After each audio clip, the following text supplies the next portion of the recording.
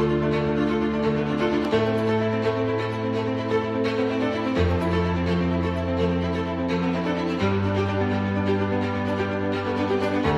bismillahirrahmanirrahim. Assalamualaikum warahmatullahi wabarakatuh. Ya, jadi untuk hari ini kita akan melanjutkan materi kita yang kemarin tentang data yang akan dilanjutkan dengan materi tentang join di sebuah SQL. Namun sebelum kita mulai belajar, seperti biasa kita akan berdoa yang nanti akan dipimpin langsung oleh ketua kita, Untuk memulai perdoaan pada siang hari ini, kita sama-sama minta selawat berdoa mulai. Bismillahirrahmanirrahim. Allahumma inna nas'aluka an tusalli wa tusallim ala sayyidina Muhammadin wa ala alihi wa ala alihi wa sahbihi wa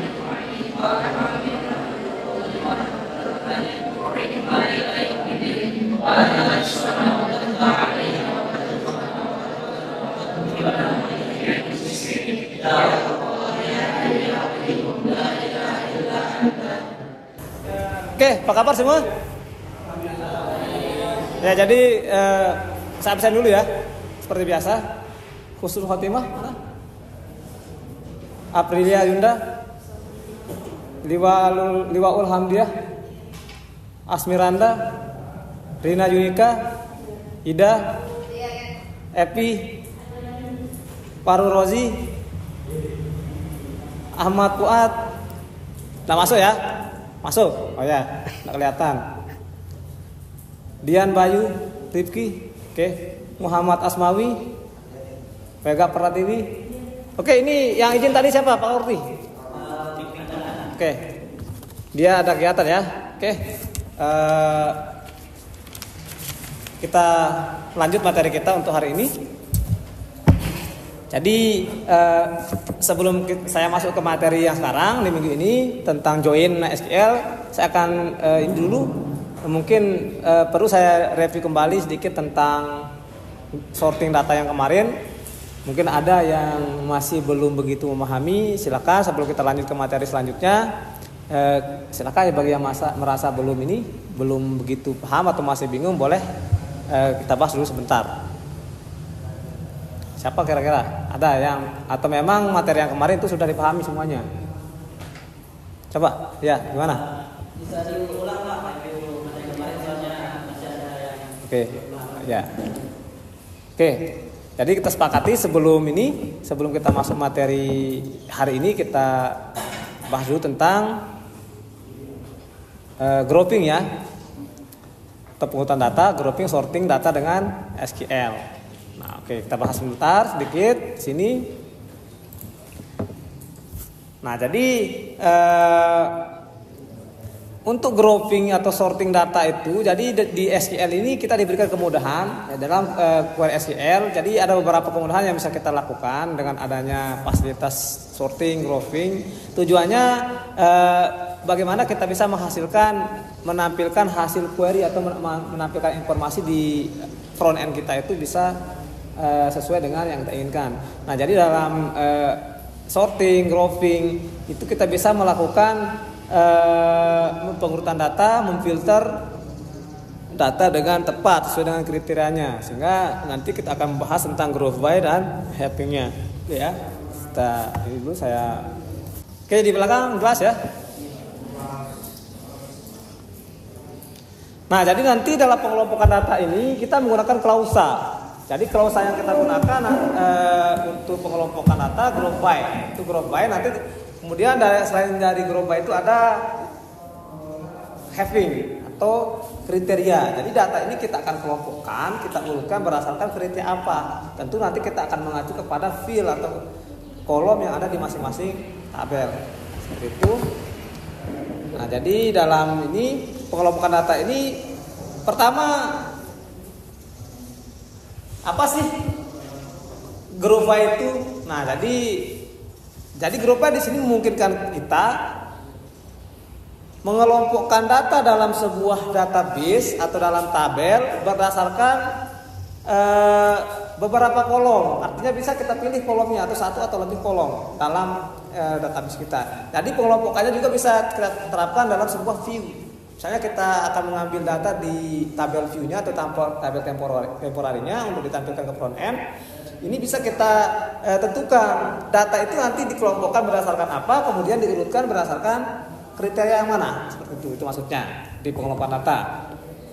Nah, kemudian kegunaannya dari group by ini apa? Jadi pertama berguna untuk menghitung agregasi. Ya, seperti yang kemarin kita sudah membahas tentang fungsi agregat, ini juga berfungsi nanti. Misalnya kita akan grup dia data kita berdasarkan jumlah stok barang, misalnya kayak kemarin, atau jenis, kita akan grup berdasarkan jenis barang, tapi kita filter dia berdasarkan kriteria barang mana yang memiliki stok, misalnya di bawah 50 atau di atas 10 misalnya. Nah, seperti itu. Nanti kita akan pakai group by dari sampling.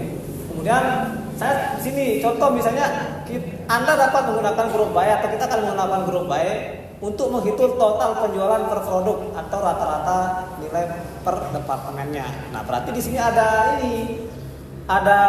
dua tabel. Di sini yang kita bisa pakai ada tabel produknya, kemudian kita ambil dari data departemennya juga. Nah, jadi nanti syaratnya data itu tabel itu harus berrelasi dulu, baru kita bisa melakukan query-nya. Kita query terus kita ambil, kemudian kita grup berdasarkan field apa, kemudian kriteria apa yang kita akan pakai untuk sortingnya, seperti itu, atau mappingnya. Oke, nanti kita bahas sedikit. Nah, kemudian untuk clause-nya, jadi clause group by-nya pertama ada order, ya, order by. Ya, group by, order by memungkinkan kita mengurutkan data berdasarkan satu atau lebih kolom dalam urutan ascending atau descendingnya. Jadi misalnya kita akan mengurutkan data dari besar ke kecil atau menggunakan alfabet dari Z ke A atau ke Z-nya. Nah, jadi order by dia juga fleksibel, dia mendukung fleksibilitas pengurutan data atau sortingnya. Jadi tergantung kebutuhan kita. Kenapa disebut fleksibel? Karena kita bisa mengurutkan data berdasarkan tipe data, baik itu dia tipenya numerik, string dan sebagainya. Jadi bahkan kita juga bisa mengurutkan data atau berdasarkan tanggal, misalnya tanggal transaksi. Misalnya kita akan mencari berapa total transaksi hari ini per hari ini. Misalnya kita sudah transaksi 1 minggu, kita ingin mengetahui transaksi yang kita lakukan per hari itu berapa orang. Nah, selain kita bisa mendapatkan fungsi agregasi yang kemarin, kita urutkan juga dia berdasarkan tanggal transaksinya. Sehingga waktu kita memfilter data, waktu kita untuk melakukan analisis datanya atau pengecekan data, sudah jelas. Oh, tanggal ini aja yang laku, ini ya, seperti itu. Nah, kemudian dia juga memiliki prioritas pengurutan dari fungsi order by-nya. Nah, jadi menentukan prioritas pengurutan dengan menyebutkan multiple kolom dalam clause order by. Jadi bisa kita beberapa field maksudnya. Oke, seperti itu ya. Nah, di sini juga dalam pengurutan data ini ada klausa where. Sama kayak kita melakukan pencarian data atau searching data. Where. Nah, jadi di sini kita bisa memfilternya, klausanya where mungkin kita untuk memfilter data berdasarkan apa? Kriteria tertentu seperti kolom atau kondisi secara logiknya. Jadi where-nya juga bisa lebih besar, lebih kecil semuanya. Ya, untuk penerapan fungsi logikanya sama. Begitu juga untuk kombinasi and or dalamnya logika seperti ini. Nah, misalnya kita akan mengacu kepada dua field, dua primary key dari masing-masing tabel. Misalnya primary key dari tabel yang pertama dan primary key dari tabel yang kedua, kita akan cocokkan. Kita akan mencari kombinasinya. Ya, implementasinya untuk and or blocknya, ya, sama kayak yang di pertemuan sebelumnya. Lalu kita memiliki keuntungan untuk filterisasi data. Dengan adanya klausa ini, kita bisa melakukan filter data atau memungkinkan kita untuk memfilter data dengan cepat. Nah, kemudian dalam ini kita bisa menggabungkan fungsi agregasinya. Nah, jadi nyambung dengan yang kemarin fungsi agregasi. Nah, jadi dengan penerapan pengurutan ini bisa kita kolaborasikan, kombinasikan dia dengan proses agregasi data yang ada di query dengan pengurutannya. Nah, contoh di sini ada fungsi agregat sum average, max, min. Seperti yang kemarin, Nah, jadi kita bisa melakukan bagaimana penghitungan statis pada kelompok data. Jadi kita bisa mengelompokkan data atau data dalam tabel itu berdasarkan misalnya jumlahnya. Nah, biasanya kita melakukan transaksi atau total harga barang sebagainya. Kita mencari berapa rata-rata penjualan kita. Kemudian berapa harga barang terendah kita, berapa harga barang terbesar kita. Nah, agregasinya kemudian kombinasi atau power kombinasi. Jadi maksudnya menggabungkan fungsi agregat dengan causal group by. Jadi kita misalnya menerapkan fungsi samanya, nanti kita group dan kita apa lagi. Nanti kita nah, kemudian baru contoh penerapannya mana? Misalnya kita menghitung total penjualan per produk atau rata-rata penjualan per wilayah. Ini yang ini untuk fungsi agregasinya. Nah, jadi nanti bisa kita kombinasikan baik dengan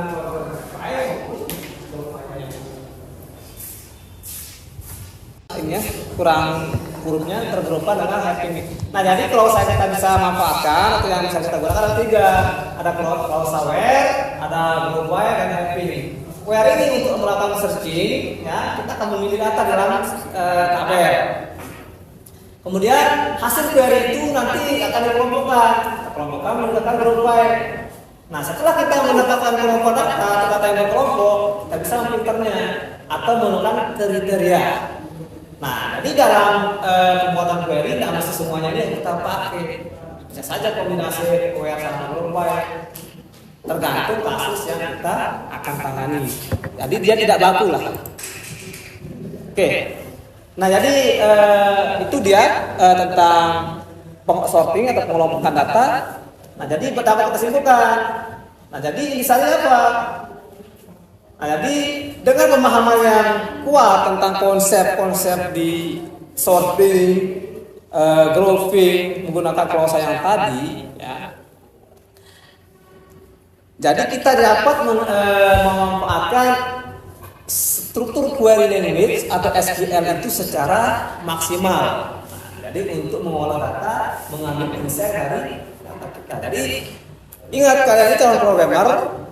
Programmer itu wajib dia harus menguasai yang namanya SQL, struktur query language-nya. Jadi SQL ini kan berlaku di setiap DBMS yang mendukung RDBMS yang di awal, relasional database management sistemnya seperti ini. Oke, itu ya untuk grouping sortingnya. Ada lagi yang lain sebelum kita ini? Oke. Untuk baiknya, apakah kita bisa mengelompokkan lebih dari 2 tabel atau bagaimana? Oke, jadi penerapan group by maupun having itu tergantung dari kasus yang kita temui. Contoh misalnya kita akan mengambil data penjualan, berarti di sana kan ada tabel barang, ada tabel transaksi atau tabel penjualannya. Kan tidak mungkin kalau kita tidak relasikan dulu, berarti kan semua ada 2 tabel. Kita akan mengambil informasi dari 2 tabel. Jadi di sana nanti perlu kita sesuaikan jenis kasus yang akan ditangani. Jadi boleh, itu sangat bisa. Artinya group by maupun yang lainnya itu kalau saya itu tidak hanya untuk diterapkan dalam satu tabel, melainkan itu lebih efisien kalau kita implementasikan ketika kita membuat sebuah tabel temporary atau tabel view-nya seperti itu. Sehingga itu kita lebih enak. Dan query kita nanti ketika di coding itu lebih singkat seperti itu. Jadi kita masukkan ke dalam view. Nanti di view itu saja tempat kita akan eksekusi menggunakan backend kita, tak pakai PHP, Java maupun yang lainnya. Oke, oke, bisa kelihatan ya? Oke ya. Jadi di sini pertama kita coba kita lihat ada tabel ya di sini, ada tabel barang dan tabel stok ya. Jadi kita diminta atau ada contoh untuk pengelompokan data menggunakan group by. Nah, kemudian sintak dasarnya bagaimana? Bentuk penulisan query dasarnya seperti ini. Jadi select field 1, artinya field mana yang kita akan ambil, bisa field nama dan sebagainya. Artinya tergantung field apa. Kemudian kan ini ada fungsi agregasinya. Fungsi sum. Field 2 from nama tabel group field. Nah, ini contoh dasarnya kalau kita akan menerapkan atau mengkombinasikan fungsi pengelompokan data dengan fungsi agregatnya. Nah, contoh misalnya di sini, select satuan barang, ini masuk dia jadi field 1 yang ini. Kemudian kita pakai fungsi agregat karena kita akan mencari jumlah stok.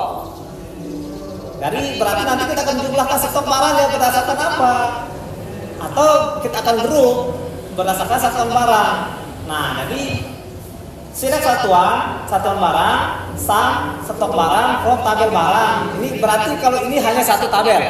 Implementasi dari untuk satu tabel ya. Group by satuan barang. Satuan barang buah jumlah stoknya 24, satuan barang per unit ada 55. Nah, kita bisa lihat di sini. Berapa? Ada 2 record. Yang satuan barang buah B4 sama B1 bisa kita lihat 12 ditambah 12 sama dengan 24. Begitu juga dengan satu unit 30 ditambah 25. Nah, ini strukturalnya sedikit ya. Nah, coba di sini lihat. Yang tadi kita tanpa having, hanya di grup saja, tapi tidak di filter. Struktur dasarnya sama, cuma ada penambahan havingnya saja. Nah, jadi select satuan barang, from barang, kita grup dulu, kemudian kita kriteria berdasarkan satuan barangnya, having. Nah, jadi ini bedanya, agregasinya itu di belakang, karena kita akan menampilkan stok barang sama dengan 24. Mana saja yang memiliki stok barang 24 berdasarkan satuan barang yang di grup menggunakan satuan barangnya. Tapi di filter hanya menampilkan data satuan barang yang lebih dari atau sama dengan 24. Oke, implementasinya itu ya. Nah, ini contoh untuk implementasi dasar dari sintaknya atau query dasarnya seperti ini. Tinggal kalian kembangkan saja. Semakin sering kita tulis, semakin paham. Oke, perhatikan. Sekarang kita masuk ke join. Nah, jadi join dalam SQL atau dalam database itu ibaratnya kita akan menggabungkan penggabungan. Apa yang digabungkan? Tabel. Kita akan menggabungkan tabel dalam satu database atau basis data. Contoh misalnya kalau di Siakap kita menggabungkan antara data mahasiswa dengan data mata kuliahnya yang akan direlasikan nanti menjadi tabel KHS. Nah, bagaimana mengambil informasi dari kedua tabel mahasiswa dan tabel mata kuliah? Berarti nanti itu yang akan kita gabungkan menggunakan join supaya informasi tentang mata kuliah mahasiswa berdasarkan NIM dan kode mata kuliahnya itu bisa diambil. Artinya mahasiswa ini mengambil mata kuliah apa? Di tabel nanti di tabel KHS itu akan terrekod apa saja kode mata kuliah yang bersesuaian dengan NIM ya, nomor induk mahasiswanya. Ya, masing-masing primerikanya itu ambil. Nah, di sana ada nanti proses join seperti itu. Jadi kita gabungkan kedua tabelnya. Nah, jadi dalam join ada 5 ya. Kalau nggak salah ada 5 join. Pertama yang join kita menampilkan data yang memiliki kecocokan dari kedua tabel, inner join, left join, right join ya. Kemudian ada natural join, kemudian natural left join, natural right joinnya. Ini contohnya. Jadi contoh misalnya di sini kita punya tabel, dulu. Nah, ini ada tabel